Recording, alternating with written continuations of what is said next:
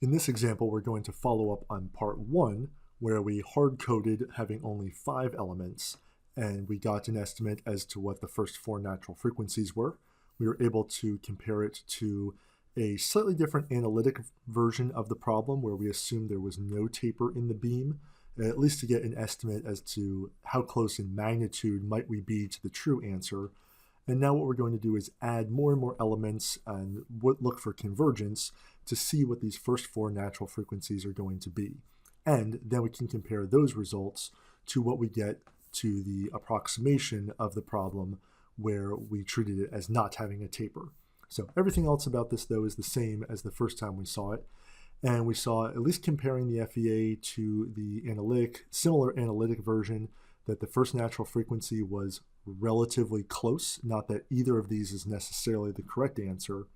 And as we got to the higher natural frequencies from the FEA, it diverged more from at least what we got from the analytic approximation. Looking at the code, it's going to have a similar structure to what we saw in the previous problem with the non-tapered beam, combined with what we already saw in the first version of this problem. So from the previous problem with the non-tapered beam, I'm going to establish in this one, we're going to check from using only 5 nodes to using 200 nodes. And hopefully we'll see convergence by 200. Otherwise, we could always run this again with more nodes if we have not yet converged. And I'm going to track again here just the first 2 natural frequencies for comparison. I could track as many as I wanted, but just for this demonstration, 2 will be fine. And I'll put in the relevant parameters here, the length, the Young's modulus, the density, and the left and the right diameter. So the setup for this outer loop is really identical to what we saw in the part 2 of that previous example, where I'm going to be pre-allocating my stiffness and mass matrices, making my map list as I go, determining the length of each element, which is going to get smaller as my number of elements increases. And a difference here, like we saw in part 1 of this problem, is I'm going to determine the diameter of my actual tapered beam at each of the nodes. So the more nodes I add, the longer this DI is going to become.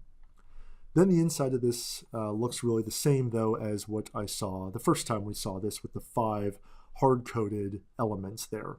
Make the local stiffness matrices, put it into the global matrix. One thing I have here I commented out, though, is there is another way that we can calculate the mass matrix, or another method, the lumped mass model, where the local mass matrix is going to look a little bit different. So here we can see it's going to be this rho A over 2 times L times the identity matrix, rather than this rho A over 6 times L times this 2, 1, 1, 2 matrix.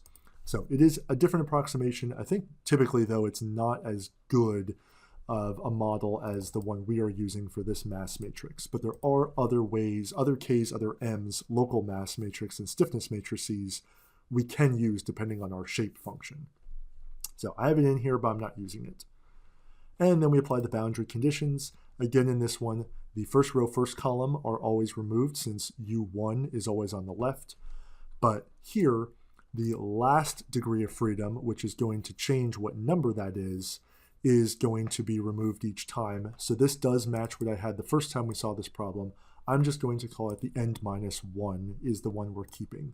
So the first row column gets cut. I'm starting at 2. And the last, or the end, row column is cut. So I'm stopping at the end minus 1. So that K and M are always going to then eliminate first and last row, first and last column. And I find the natural frequencies. Again, I'm only going to save the first 2 of them here, and I'll keep track of how long it took to run. Again, I can use sparse matrices. This time I'll see what happens if I use sparse matrices versus not using them for some comparison. And I'll see that we get the same answers either way, but the time it takes is going to just be a little bit different. But let's just get the full results first. So running this whole thing, and now I want to plot the convergence. Now, in this example, it is going to look different than part 2 of the previous example because I don't know what the answer should be. I don't have a real analytic solution to my exact problem. So I'm going to plot the value of the natural frequency itself. I'm still going to be looking for convergence. It's still hopefully going to converge to one value. I just don't know for sure that that value it converges to is the correct one. But if I run that, I'm doing this here again for these first two natural frequencies. Omega 1 on top, the first natural frequency on top, we can see that for low number of nodes that it indeed is higher, and it gets lower and lower and lower, but it flattens out as I keep adding nodes. And it gets pretty flat here, again by I'm going to say by 63 elements that the first natural frequency appears to have converged. It is then pretty flat, and if I drag this all the way out, the last estimate of my natural frequency, 5,286 radians per second for omega 1. Coming down to the second natural frequency, here it flattens out maybe a little bit later, again by it looks pretty flat here by 74 nodes or so, and then remains at constant value. I'll just take the last estimate here of omega 2, 10,570 radians per second. So it converged to one value. Adding more nodes, it's barely going to change what those estimates are for omega 1 and 2. Now again, if I was tracking 3, 4, 5, and so on, then I probably will need more and more nodes so that the first 5, 6, however many have all converged by then. But for the first two, using 200 nodes appears to be enough for convergence. But again, what we want to keep in mind is that convergence is converged to one value, but we don't know in this one that that's the correct value. Going back though to the analytic no taper solution, let's look at the omega 1 and 2 we got there. Again, without the taper, 5290 was our lowest natural frequency estimate, and our second lowest, 10,570 radians per second. And originally, our estimates from the FEA were close, but they were not, did not agree to many layers of precision here. So we have 5, and it's a little bit off. Here we're in the same magnitude. But let's again compare it to now with more elements, what we have going on. And here for the first two, 5286, which is really close to the analytic 5290, and 10,570 for omega 2. That matches spot on to that many, to 5 digits of precision, what we get from the analytic. So it turns out in this one actually that the taper, at least this linear taper, doesn't make a difference as far as, well, we can only say for sure the first two natural frequencies go, which kind of makes sense because the cross-sectional area actually wasn't involved in the analytic calculation of the natural frequencies, even though the constant cross-sectional area was required for the PDE that we go and use to find the analytic solution. Has to be that way. Now, we could not necessarily assume this up front, but the fact that it converges when we account for the taper in the FEA converges to the same values as when we ignore the taper in the analytic solution gives us some reassurance that the values that is converged to are the correct values. And it just turns out that the changing cross-sectional area, at least in this linear manner, did not make a difference as far as the calculation of the natural frequencies go. But we would not have necessarily known that up front. So we can be pretty sure that these two natural frequencies we found, the first two, are the correct ones for this tapered beam. But let's go back to the code for a moment. And this time I will take into account, I'll use sparse matrices here in my calculation, just so we can see the difference. So with sparse matrices, let's see how long this takes to run, and then we'll compare it without sparse matrices.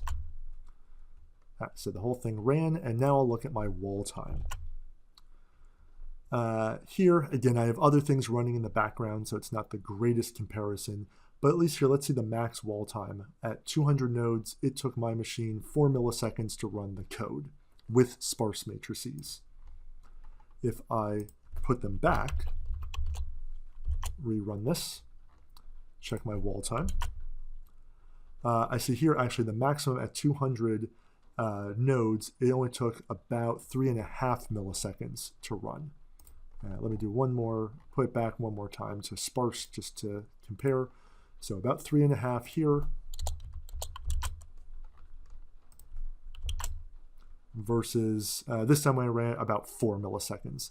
So actually on this machine, it turns out that the sparse matrices are taking a little bit longer to calculate than the non-sparse. When on my old machine, when I ran this, actually the opposite was true. I saw a really good speed up by using sparse matrices. So sometimes you can get a speed up and sometimes not. It's going to depend on your RAM, your processor, the number of processors you're using, if you might be using a parallel processing. Or another thing that could be taking place here is maybe I won't see a real speed up on this machine until I use more nodes than 200. Possibly 200 is just not enough to see any appreciable difference, and it takes it longer to form a sparse matrix than the speed up I gain in processing the sparse matrix. Because keep in mind, lines 55 and 56 take time to run as well, but then the speed up in line 60, maybe I'm not actually seeing on this newer machine. So I'm probably not going to be using sparse matrices much, but be aware it is a way to sometimes be able to speed up how long your code takes to run when you're going to be doing operations with matrices where most of the items in it, most of the elements in it are 0.